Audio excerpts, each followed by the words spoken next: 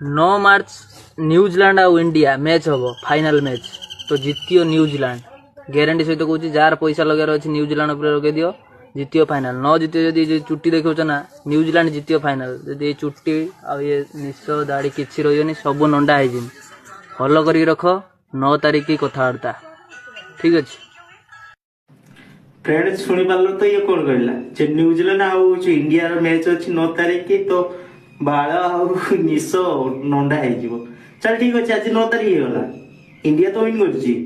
कर होचु खाली भी कि जेमिति से वीडियोटा अपलोड कर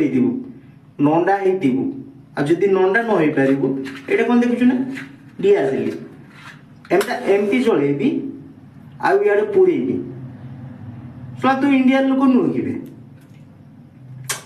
कौड़े कौड़े सब लोक चली आसला कौन ना न्यूजीलैंड जितब जर किए बोर्ड